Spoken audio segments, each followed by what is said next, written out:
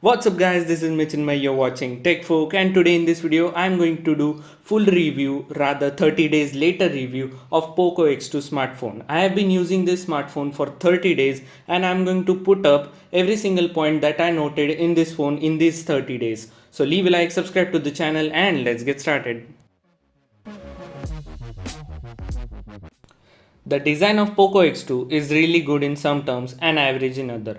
Let's start with some good terms. It has got a glass sandwich design with plastic frame. The front and back both are covered by Corning's Gorilla Glass 5. Back panel has gradient look in all of the colors, but purple color has gradient shade of silver in it. There is a shiny cool ring covering the camera module which looks unique in my opinion. Talking about physical overview, at bottom you get speaker, microphone, USB-C port and headphone jack. On right hand side you get volume rockers and power button with inbuilt fingerprint scanner. On top there is noise cancellation microphone and IR blaster. On left hand side there is SIM tray which is hybrid. Now talking about the thing which could have been better. Camera bump is raised very much, and if we add a case given in the box, it makes bump protect but the phone will still wobble on plain surface. In my unboxing video, I said I am not affected by using a heavy phone because I was using a phone, rather tablet, which is approx 300 grams. But I forgot that this is a phone, not a tablet. So sometimes while watching content, I felt that phone is quite heavy and thick. So this is the thing that I did not like. And the last thing I did not like is lack of color variant. Like it has just three colors: Matrix Purple, Phoenix Red, Atlantis Blue. All colors are flashy and I am a person who likes minimal color, like black or white. It's not a major con but worth to note.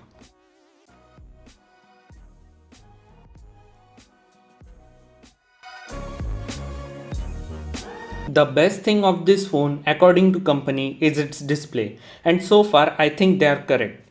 It has got a 6.67 inches IPS LCD panel with 120Hz refresh rate.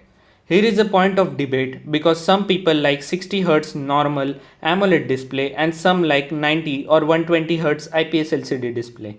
First I used to tell that I like AMOLED display and would pick 60Hz AMOLED display.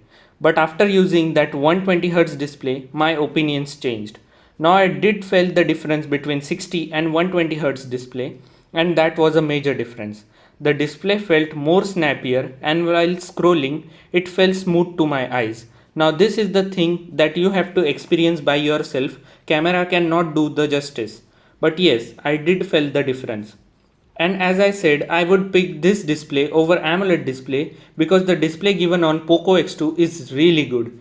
It gets really bright outdoors and colors are punchy and can easily compete with some of the AMOLED displays in this price segment. Just as an IPS LCD panel, it misses the punchy black color, but it's manageable. Bezels are really thin and that punch hole cutout looks and feels like I am using a premium phone like Samsung S10 Plus. Overall, display is one of the best thing you get on Poco X2. The thing where Poco X2 is one of the best is its performance. It has got a Qualcomm Snapdragon 730G chipset which is based on 8nm fabrication technology. There are three different variants available: 4GB, 64GB, 6GB, 128GB and 8GB, 256GB. I have got the 8GB variant. As I said, the performance on this is really crazy. Simple tasks like browsing internet, checking mails, etc. the phone performs insanely fast, and heavy tasks like video editing, rendering, playing games, phone performs really well. For me, the performance was like a flagship phone because of that 120Hz display. In these 30 days, I have got two software updates, and I think because of these updates, Poco has improved and optimized their UI. I did not face any stutters and the experience was smooth AF. Overall, performance did not disappointed me, but the skin on top, that is MIUI, is not so good. I have seen ads in their video player, music player, but as it's Poco phone, there are not on-face ads like other Xiaomi devices. Overall, the performance on this is really good and enjoyable. Now talking about the best thing which I liked in this phone, and they are its cameras. First let's talk about rear cameras. It has got a quad camera setup with primary sensor as Sony's IMX686.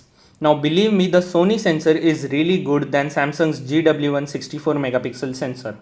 Primary camera is 64 megapixel, ultrawide camera is 8 megapixel, macro camera is 2 megapixel and depth sensor is of 2 megapixel as well.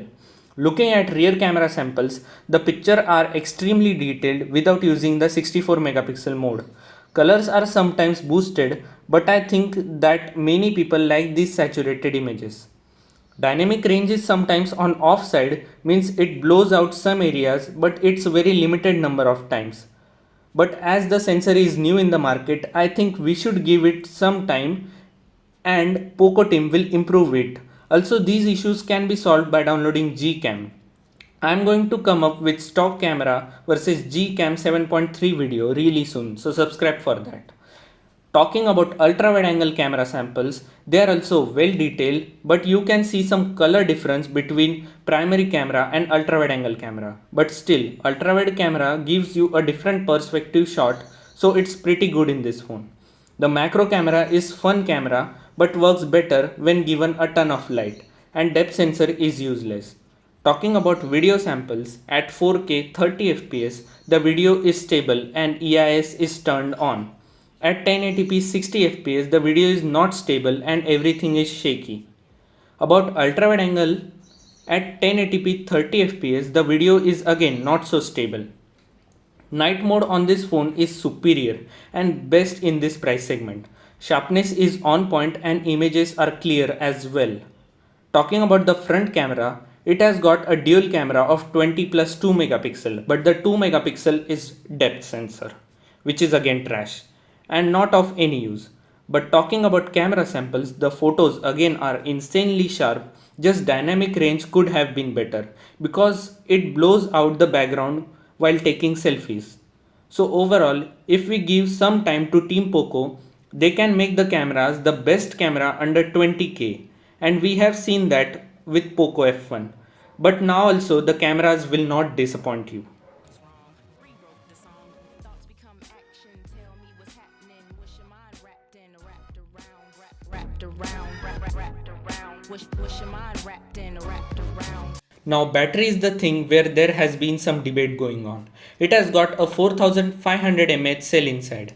But do not forget that this phone has got a 120Hz display. The display drains the battery more faster than a 60Hz AMOLED display would.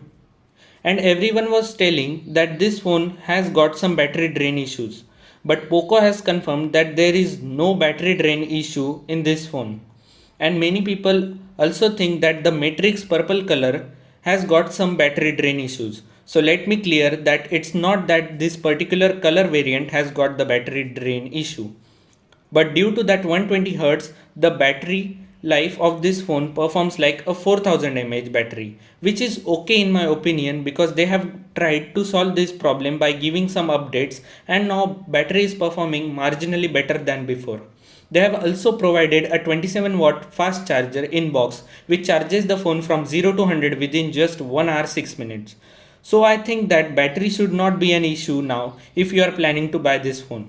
But yes, I have to charge my phone twice a day and honestly I am okay with it because even if the battery comes down to 30% within 5 pm, a quick 15 minutes top up can make you pass your full day and that's what I am doing. So battery is not a major issue for me. Now talking about some minor things. Fingerprint scanner on this phone is mounted on power button and power button is placed at the best spot because whenever you pick your phone up, your finger automatically rests on power button and unlocks the phone. Speed of fingerprint scanner is lightning fast.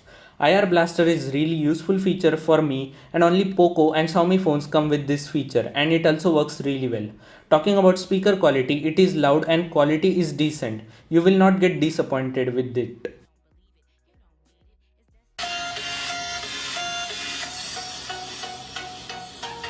But headphone jack output was really phenomenal. It supports high-res audio and quality is really good.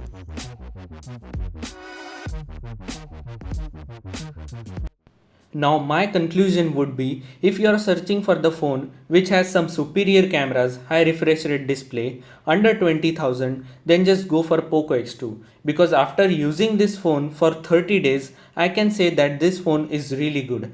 and still value for money even after 1500 rupees price increase. The base variant is priced at rupees 17,500 now.